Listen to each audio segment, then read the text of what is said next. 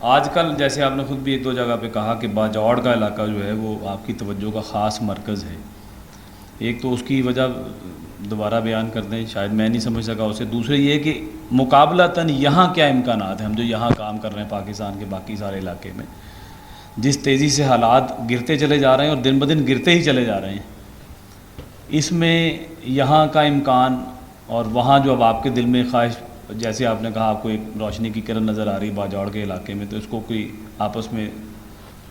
باجوڑ کو آپ نے اصل میں ایک لفظ میں محدود کر دیا ہے.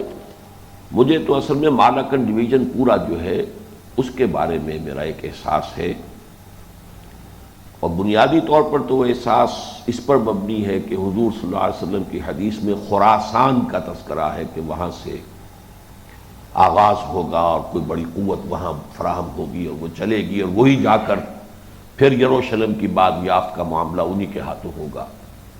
یخرج من خراسان رایات سود لا یردها شیء حتی تنصب بایلیا. اب خراسان بزرگ جس کو کہتے ہیں آج کل ایران میں، وہ جو گریٹر خراسان حضور کے زمانے میں تھا، اس کا ایک حصہ پاکستان میں بھی شامل ہے، اور وہ یہ خاص طور پر مالاکنڈ ڈویژن ہے. تو پاکستانی بات ہے، ہم پاکستانی ہونے کے ناطے افغانستان میں جا کے کام نہیں کر سکتے، یا جو اور بھی اس کے خراسان کے علاقے ہیں ان میں کچھ نہ کچھ ترکستانی علاقہ بھی شامل ہے. لیکن یہ کہ ہم جہاں کام کر سکتے ہیں وہ تو پاکستان ہی میں جو خراسان کا علاقہ ہے اس پر توجہ زیادہ مرکوز کی جائے. پھر دوسرا یہ کہ 100 سال یا 150 سال پہلے اس علاقے میں سید صاحب کی تحریک جو ہے وہ پھیلی، اور اگرچہ اس میں خود سید صاحب کی بھی کچھ غلطیاں تھیں، اجلت پسندی تھی کچھ، اور کچھ وہاں کے جو ٹریڈیشنل علماء تھے کہ جنہوں نے مخالفت کی ہے، وہ سخت قسم کی کٹر حنفیت اس وقت تک جو تھی، تو اس کی وجہ سے وہاں پر وہ کچھ علماء نے بھی ریوولٹ کی، اور کچھ انہوں نے جیسا کہ میں نے عرض کیا غلطی کی، تو وہاں ناکامی تو ہوئی ہے. لیکن بہت سا خون، اور ویسے تو خون نجس ہے لیکن میں یہاں لفظ استعمال کروں پاک خون، اس لیے کہ یہ جو مجاہدین تھے وہ جتنے ریگولس تزکیے کے اس میں سے عمل سے گزرے تھے، دور صحابہ کے بعد اس قسم کا جو عمل ہے مجھے میری معلومات کی حد تک پوری دنیا میں کہیں نظر نہیں آتا. مسلمان تاریخ میں سید صاحب سے جنہوں نے بیعت کی تھی، انہوں نے اپنے عبادات میں اور ذکر اللہ میں، اور پھر یہ جو مجاہدہ کہاں سے وہ چلے ہیں، یو پی اور بہار اور بنگال کا انسان جو ویسے نحیف الجثہ ہوتے ہیں، ان کے اندر وہ جن کو یہ نہیں کہا جاتا کہ یہ مارشل قومیں ہیں، وہاں سے وہ چلے ہیں. پورا انہوں نے راجستھان کراس کیا ہے، ریگستان راجستھان، پھر انہوں نے پورا سندھ کراس کیا ہے، پورا افغانستان کراس کیا، پھر جا کر وہاں پر جانے دی. تو یہ خون جو وہاں جذب ہوا ہے وہ یقیناً کچھ اس کے بھی اثرات ہوتے ہیں. پھر ابھی اس کی ایک نشانی، دو چیزیں اور سامنے آئی ہیں. وہ یہ کہ جماعت اسلامی کی جو دعوت تھی کہ جو فرقہ واریت سے لازماً بلند تھی، اس کے اندر جو بھی اس کی انقلابی اصولی دعوت تھی، اسے پاکستان میں عوامی سطح پر اگر کہیں پذیرائی حاصل ہوئی ہے وہ صرف یہ علاقہ ہے. یا تو وہ کراچی اور حیدرآباد وغیرہ میں وہ لیکن مہاجرین کا معاملہ تھا، اس میں زیادہ وہ کلچر، مولانا مودودی بھی ایک اس تہذیب کے نمائندے تھے، وہ اردو زبان بولنے والے، دھلی ہوئی جسے کہتے ہیں کہ وہ تسنیم و کوثر کی دھلی ہوئی اردو جو کراچی والے سننے کو ترس گئے تھے، وہ مولانا مودودی کی زبان سے انہوں نے سنی. پھر وہ ایک کلچر کی نمائندگی، اس سب کے حوالے سے وہ وہاں کا معاملہ اور ہے. لیکن عوامی سطح پر دیر اور یہ جو سوات کا علاقہ، یہ ان کا پولیٹیکل گڑھ بنا ہے، اور اس سے یہ اندازہ ہوتا ہے کہ وہاں وہ فرقے پرستی کا وہ معاملہ اور آرتھوڈاکس علماء کا وہ نیگیٹو ایٹیچیوڈ جو ہے اتنا طاقتور نہیں ہے کہ جماعت اسلامی کی دعوت کا راستہ روک سکتا. اور پھر ابھی یہ اندازہ آپ کو معلوم ہے کہ وہاں جو تحریک چلی، چاہے وہ مس مینیج تھی، اس کے لیے تیاری نہیں ہوئی تھی، وہ غلط طریقہ کار پر تھی، لیکن وہاں ثابت تو ہو گیا ہے. 80 ہزار آدمی کئی دن تک پڑاؤ ڈالے پڑے ہیں. آپ تصور نہیں کر سکتے پاکستان کے کسی اور علاقے میں، اور وہ صرف شریعت کے نام پر آئے تھے. یہ دوسری بات ہے کہ نہ ان کی تربیت تھی، نہ ان کا کانسیپٹ شریعت کا پورا واضح تھا، بہت سے اس کے اندر اسباب تھے. لیکن یہ کہ اتنی بڑی موبلائزیشن جو ہوئی ہے، جس کی وجہ سے کہ پوری حکومت پاکستان کو ایک دفعہ تو جو ہے وہ یعنی دن میں تارے نظر آ گئے ہیں تو اس حوالے سے یہ بھی ایک آثار ہے. اس لیے میں کوشش وہاں کر رہا ہوں.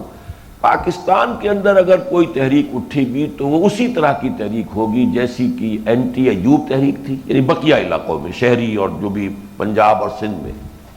اینٹی ایوب موومنٹ کہہ لیں، اینٹی بھٹو موومنٹ کہہ لیں، پھر وہ اینٹی ضیاء موومنٹ کہہ لیں، وہ ہوتی ہے. پھر کچھ گڑبڑ قسم کی چیزیں ہوں، اس میں مذہب کا بھی کچھ نہ کچھ حلیم کے طور پر گوشت پڑا ہوا ہو، لیکن اصل میں وہ دوسرے عوامل ہوتے ہیں. اب یہ مہنگائی ہے، اب یہ ہے، اب وہ ہے، یا اب نواز شریف یا شریف فیملی کے اگر اس طرح کے اسکینڈلز بھی سامنے آ جاتے ہیں جو یہ کاروباری اور تجارتی، اس سے بے چینی پیدا، یہ چیزیں تو ہو سکتی ہیں. لیکن یہ کہ ان کو کسی پازیٹیو اور مثبت رخ کے اوپر ڈالنے کے لیے جو بنیاد درکار ہے وہ مجھے نظر نہیں آ رہی ہے. جماعت اسلامی ہے، سوچتی ہے، دھرنوں کا ذکر آگے، حالانکہ میں تو پرسوں جمعے کے اجتماع میں کہتے کہتے رہ گیا. میں کہنا چاہتا تھا کہ اللہ کا شکر ہے کہ قاضی صاحب کو عقل آ رہی ہے. پہلے انہوں نے 15 دن کہا تھا، پھر 1 مہینہ کہا، پھر وہ 2 مہینے کہے، پھر وہ 6 مہینے کی بات بھی آئی. اس کے بعد 1 ہی دن پہلے بیان آیا تھا کہ ابھی ہمیں مزید تیاری کی ضرورت ہے. تو میں اس پر انہیں مبارکباد دینا چاہتا تھا. وقت نہیں رہا تھا جمعے میں کہ واقعتاً آپ نے فرض کیجئے 30 لاکھ ممبر بنا بھی لیے تو ان کی کچھ تربیت کیجئے، معلوم تو ہو، ان کا کچھ ذہن بنا ہوا ہو، ان کے بارے میں کوئی اندازہ ہو. لیکن اس کے بعد پھر خبر آئی ہے کہ وہ دھرنے جو ہیں وہ شروع کرنے کے لیے پر تول رہے. اس سے حاصل کیا ہو؟ کیوس ہو جائے گا. اس کیوس سے کوئی فعال طبقہ فائدہ اٹھا جائے، یا یہ ہے کہ خدا نہ خواستہ پھر حصے بکھرے ہو جائیں. اس لیے کہ اسلحہ موجود ہے اور چنگاریاں صرف درکار ہیں، بارود تو بہت ہے. بہرحال اس وجہ سے میں، ویسے تو یہ کہ پورا پاکستان ہمیں کام کرنا ہے، لیکن اس علاقے کی یہ ایک تو روایاتی اعتبار سے جو احادیث کے حوالے سے ہے، اور دوسرے تاریخی حوالے سے بھی میں نے آپ کے سامنے رکھا. اس لیے اب میں اپنی ان تمام معذوریوں کے باوجود جون میں گیا تھا بونیر، اب ستمبر میں ہو کے آیا ہوں. باجوڑ بھی جانا تھا لیکن وہاں داخلہ بند ہے، اس لیے کہ وہ ابھی کچھ ہاف وے ہے، ابھی وہ ایجنسی کا ایریا بھی ہے اور وہ رفتہ رفتہ ابھی اسے سیٹل علاقے میں لا رہے ہیں. تو وہاں تو داخلے کی اجازت نہیں ملی تھی، وہ ان کو فضل الرحمان صاحب کو بھی اور ہمیں بھی اجازت نہیں ملی. لیکن سوات میں ہمارا جلسہ ہوا اور بہت کامیاب ہوا الحمدللہ. اب میں جا رہا ہوں انشاءاللہ، اگلا جمعہ میرا جو ہے وہ پھر اب دیر میں ہے. تو اپنی سی محنت ہے. بہرحال ہم اس کے بھی کوئی مدعی نہیں ہے کہ وہ بہت بڑی طاقت ہمارے پاس ہے، لیکن جو بھی ہے اس کا صحیح مصرف اور فیزیبلٹی کے حوالے سے اس کو کہاں پر صرف کرنا جو ہے وہ زیادہ نتیجہ خیز ہو سکتا ہے. یہ تو قابل غور مسائل ہوتے ہیں کہ تمام جماعتوں سے تو میں سمجھتا ہوں کہ بعض چیزوں میں اتنا ایک ہے فاصلہ ہے کہ ایک بڑی آرٹیفیشل قسم کی جو ہے وہ انمل بے جوڑ قسم کے لوگوں کو جمع کر لینے سے کچھ حاصل نہیں ہوتا مثبت. لیکن جماعت اسلامی، تنظیم اسلامی، تحریک اسلامی، یہ چیزیں جو ہیں جو بہرحال ایک فکری اعتبار سے قرب ہے، ان کو 2.5 برس ہو گئے. میری وہ وفاق کی تجویز، یہ جو آپ نے لفظ استعمال کیا ہے، وہ میں نے رکھی ہوئی ہے، اور اس میں میں نے کہا تھا کہ 50% نمائندگی جو اس کی شورا ہو اوپر کی، جو جماعت لے لے، بڑی جماعت ہے. 25% تحریک اسلامی، میں 25% کے اوپر کافی، مجھے بہت ہے وہ. لیکن یہ کہ فیصلے پھر جو ہوں گے یا کنسنسس سے یا پھر بہت بڑی میجورٹی سے کوئی فیصلہ ہوگا. اور میں نے یہاں تک بھی کہا ہے کہ الیکشن کو میں نے آج تک کبھی حرام نہیں کہا ہے، لیکن مولانا مودودی ہی کی سن 45 کی تحریر نکال کر ان کے سامنے رکھ دی ہے کہ انہوں نے اس وقت کہا تھا کہ یہ اگر فضا ہو جائے تو ہم الیکشن میں حصہ لے سکتے ہیں. تو جب یہ فضا ہو جائے تو ہم الیکشن میں بھی حصہ لے لیں گے، کوئی ہم نے حرام تو نہیں کہا.